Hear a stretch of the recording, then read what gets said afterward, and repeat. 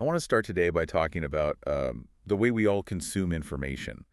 You know that feeling when you fall down a Wikipedia rabbit hole? Oh, yeah. You start looking up, I don't know, the history of rubber bands, and 3 hours later you're reading about the political structure of 14th century Venice. The infinite web. That's the whole point, right? Everything links to everything else. It's this giant interconnected map of human knowledge. Exactly.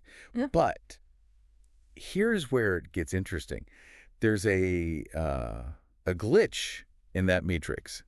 There's a specific classification of article known as an orphan. An orphan. It's a surprisingly emotional term for a database tag, isn't it? It really is. In the strict technical sense, a Wikipedia orphan is an article that has no incoming links from other articles. It's an island. It's a total island. You can't stumble upon it by accident. You have to know it exists to find it. It's just floating there in the digital void. So it's effectively digital purgatory. The information is verified, it's archived, it's true, but it's completely disconnected from the rest of the conversation. And today, we're going to build a bridge to one of these orphans. I stumbled across a page that is currently tagged this way, and the story is just a perfect storm of cultural history. Oh, interesting. It involves high society Boston, a catastrophic timing error around World War I, and a bizarre resurrection on national television 30 years later. Wow, that is quite the journey for a topic that technically nobody links to. So today, we're doing a deep dive into the life cycle of a song called America's Crusaders. America's Crusaders, just from the title, it feels heavy. It feels like it's wearing a tuxedo and tails. It absolutely is. And our mission today is to figure out why this song exists, why it failed so spectacularly at first, and how it managed to survive. Because on paper, it really should have been a massive hit. It had everything. The pedigree, the funding, the patriotic fervor of 1918 behind it. And yet it became an orphan. Exactly. So let's unpack this. Where does the story of America's Crusaders actually begin? Well, to understand the song, you have to understand the ecosystem it was born into. We're in Boston, 1918. The First World War is consuming everything. The whole country is mobilized. And in the middle of this, you have a man named Charles Fonteyn Manney. Now, looking at the notes on Manney, he doesn't seem like your typical, struggling artist in a cold attic. Far from it. Manney is the establishment. The source describes him as a well-known Boston composer and choir director. But, and this is key, he was also an editor. An editor. A music editor, yes, for Oliver Ditson and Company. Okay, we need to pause on that name because if you aren't a music historian, Oliver Ditson just sounds like some guy. Yeah. But in 1918, this was a powerhouse, right? Oh, absolutely. Oliver Ditson was one of the major music publishing houses in the United States. Being an editor there meant Manney wasn't just writing music. He was deciding what music got sold. So he's a gatekeeper. A huge one. He understood the market, the trends, and he had the distribution network right at his fingertips. So he's an insider. He has the talent, he has the connections. And in 1918, he gets a commission that most composers would, kill for. The Boston Pops Orchestra. The legendary Boston Pops. They're planning their 4th of July concert, which, even back then, was a massive cultural event. And the stakes were incredibly high. This isn't just a summer picnic concert. It's the 4th of July, during the height of the Great War. Patriotism would have been at a fever pitch. Right. The audience wasn't just looking for entertainment. No, they were looking for meaning, for reassurance. So the organizers, specifically a man named Stephen Townsend, who was in charge of the choral sections, they come to Manney, and the request is very specific. They don't just want a song. The source says they wanted a commemorative work. That wording is crucial. Commemorative implies weight. They didn't ask for a toe tapper or a marching song for the trenches. They wanted something monumental, something that would sound important in a history book. And Manney delivers America's Crusaders. Now, before we get to the disaster that follows, I want to try and hear this song in our heads, because the source material breaks down the publication formats and they paint a really vivid picture. They do. It was published in 2 main formats. First, for a 4-part ensemble of mixed voices, your standard choir. But the second format is the telling one. What's that? A 4-part ensemble of male voices featuring a baritone soloist. A baritone soloist, so not a tenor hitting the high notes, but that deep, authoritative voice. Exactly. Picture the scene. You have the Boston Pops Orchestra, you have this wall of men in formal wear, and then a baritone steps forward. It screams authority. It projects a very masculine, very serious image of war. It's grounded. And the description of the musical style just backs that up perfectly. The notes describe it as cultivated. Cultivated, which is a polite academic way of saying fancy, or maybe even European. Right. It sounds like something you'd hear in a conservatory, not a dance hall. Precisely. And the rhythm is described as a heroic slow march. Now think about that phrasing. A slow march isn't for charging into battle. It's for a procession, for a ceremony. It's measured. The source even compares the texture of the song to upper-class church anthems. And that is the perfect descriptor. It's the sonic equivalent of a stained glass window. It's stately, it's dignified, and it is undeniably wealthy. This is not the music of the doughboys in the mud. This is the music of the people funding the war. And that leads to a bit of a critique in the source material. It says that while the song was harmonically sophisticated, which you'd expect from an editor like Manney, it was also not at all innovative. It was safe. Totally safe. Manney was a professional. He gave the client exactly what they asked for. A highbrow, patriotic anthem that wouldn't ruffle any feathers. It didn't have the syncopation of ragtime. It didn't have that raw energy of early jazz. It was traditional. It was the musical equivalent of a firm handshake. Exactly. Solid, dependable, and completely unsurprising. So we have the setting, high society Boston. We have the song, a slow church-like anthem, and we have the lyrics. The opening line is, "As we go to battle, motherland, for thee." As we go to battle, hang on to that phrase. Because that phrase is about to become the single biggest problem in the history of music publishing. This is where we get into the terrible timing part of the story. This is a case study in the friction between the speed of art, or, physical publishing, and the speed of history. Okay, so let's look at the timeline. The song is written for the July 4th concert in 1918. It's performed, everyone presumably likes it, then it goes to the printers. It gets copyrighted on August 16th, 1918. So far, so good. The war is raging. The American Expeditionary Forces are in the thick of it. The market for a song about going to battle is huge. Every choir in the country wants something like this. You'd think. But publishing sheet music in 1918 isn't like uploading an MP3. You have to engrave the plates, print the paper, cut it, bind it, box it up, ship it to stores by train. It's a whole logistical operation. And by the time America's Crusaders actually hits the shelves for the public to buy, it is November 1918. And for anyone who knows their history, November 1918 is the single worst month of the entire 20th century to release a war anthem. Because on November 11th, the armistice is signed. The war ends. Just ends. Imagine being the publisher at Oliver Ditson. You have warehouses full of the sophisticated, beautiful sheet music with the opening line, "As we go to battle." And suddenly nobody is going to battle anymore. They're coming home. It's a marketing nightmare. The song is obsolete the moment it touches the shelf. The entire premise, the going to, is backwards. The tense is wrong. It brings up a really interesting point about commercial art during wartime.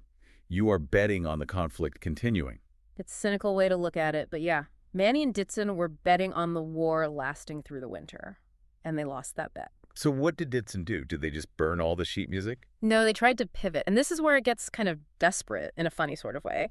The source says Ditson marketed it as a patriotic anthem for general use. General use? That sounds so vague. It's like selling a snow shovel in July and calling it a general-purpose sand mover. Yes, exactly. Great for whenever you're feeling vaguely American. They were trying to salvage the investment, but the source is pretty clear. Ditson made only a modest effort to promote it. They knew. They knew the public mood had shifted, and that shift was drastic. Huge, wasn't it? Yeah. You have to remember, after November 1918, the country just wanted to forget. They wanted to move on. We were heading into the Roaring '20s. People wanted fast tempos, jazz, fun. They wanted shorter skirts and faster cars. They decidedly did not want a heroic slow march that sounded like an upper-class church service. So America's Crusaders is the wrong song with the wrong lyrics at the exact wrong time. It misses the bus completely. It does. It fails to become a hit. It doesn't become over there. It just vanishes from the mainstream. But, and this is why I love digging into these orphans, it didn't die. It just went underground. It entered its dormant phase. It hibernated. The source has this fascinating list of where the song actually was performed in the years after the war, and it's not the Boston Symphony Hall anymore. No, it's the amateur circuit. And when you look at who was performing it, you get a real snapshot of a certain slice of American life that was holding on to those pre-war values. One of the first mentions is patriotic services by Presbyterians in Philadelphia, right in November 1918. That tracks perfectly. We just discussed the church anthem style. Of course, a Presbyterian service would find this appropriate. It fits the liturgy, it's safe, it's solemn. Right. It doesn't sound like a cabaret. Then we see it in civic organizations. But the one that really stood out to me was the schools.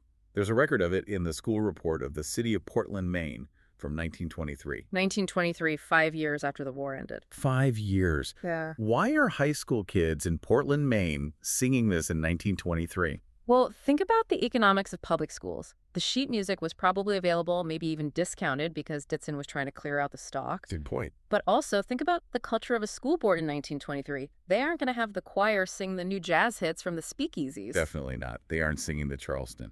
No. They want something cultivated. They want something that teaches good values and discipline. Manney's song was perfect for that. It was the vegetables of the music world. Eat this. It's good for your character. Precisely. It was nutritious music. There's one other performance location in the notes that's actually quite poignant. It was performed at the base hospital at Camp Jackson, South Carolina in 1919. Ah, that one hits differently, doesn't it? That stops you in your tracks a bit. It really does. You imagine a hospital ward full of wounded men recovering from the war, maybe amputees, maybe men recovering from gas attacks. And this song is played, America's Crusaders. In that context, the lyrics change meaning completely. As we go to battle isn't a literal instruction anymore. It becomes a memory, a reflection. And the title Crusaders becomes an honorific. Yes, it's validating their sacrifice. It's not about the future. It's about honoring the immediate past. So it shows that even though the song failed commercially, it still had utility. It still meant something to the people who actually lived through the Crusade. That's a beautiful way to put it. So for about a decade, the song clings to life in these pockets. Churches, schools, hospitals. But eventually, the Jazz Age wins. The source says by the mid-1920s, the song receded from view. It stayed in the Ditson catalog. Publishers rarely throw things away.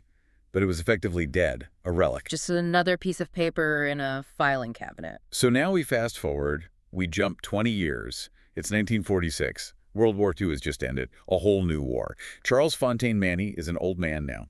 And he does something that, on the surface, makes absolutely no sense. He renews the copyright. He renews the copyright. Why? Why pay to protect a song that hasn't sold a copy in 20 years? It does seem strange. Was it vanity? Just an old man holding on to his glory days? Or did he think, hey, World War III's around the corner, let's get ready? I doubt he was betting on World War III. But remember, Manney was a businessman. He was an editor. He understood intellectual property. Maybe he just followed procedure. Or maybe he had a hunch. Maybe.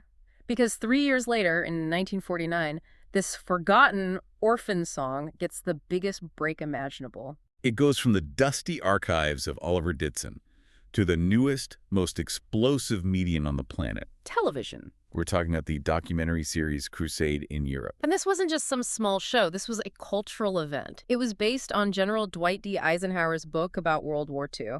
This was the definitive visual record of the war for the American public. Everyone was watching this. Everyone. And the producers need music. They need a theme.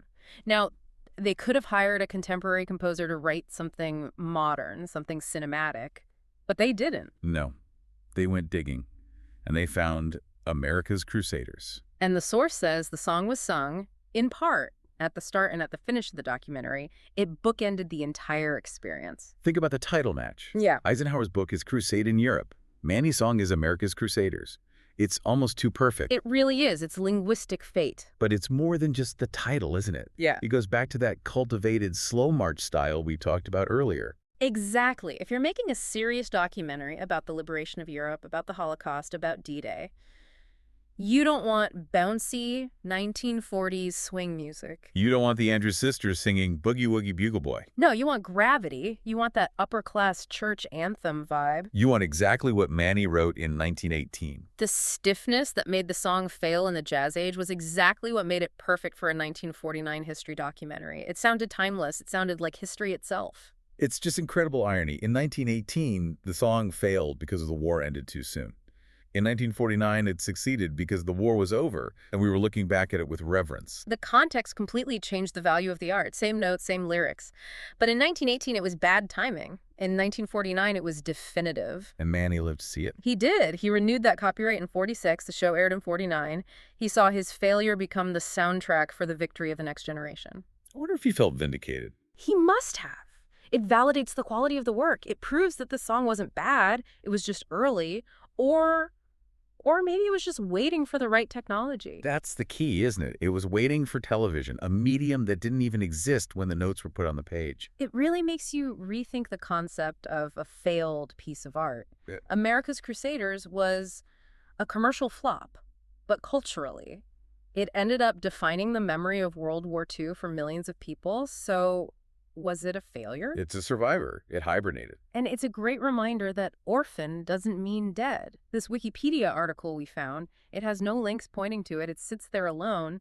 But the subject of the article, it connects everything. It connects WWI to WWI. Sheet music to television, the Boston elite to high schoolers in Maine. It's like a secret thread running through the first half of the 20th century. Exactly. And if we hadn't looked at this orphan, we would have missed that thread completely.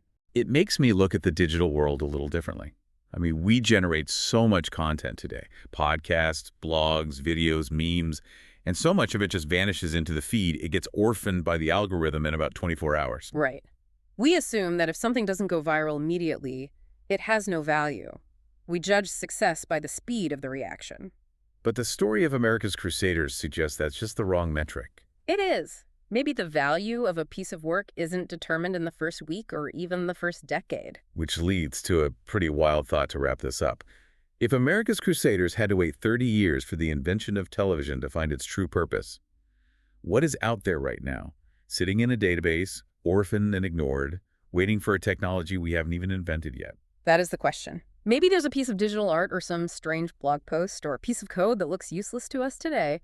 But in 2050, when we have, I don't know, neural implants or holographic projection, it becomes the defining masterpiece of the era. It's entirely possible. The next America's Crusaders is probably sitting on a server right now, gathering digital dust, just waiting for its moment. Context is everything. We just have to be patient enough to let it arrive. So next time you fall down a Wikipedia rabbit hole and land on a page with no links, don't just click away. There might be a ghost in the machine waiting to tell you a hell of a story. Thanks for taking the deep dive with us. Always a pleasure to connect the dots.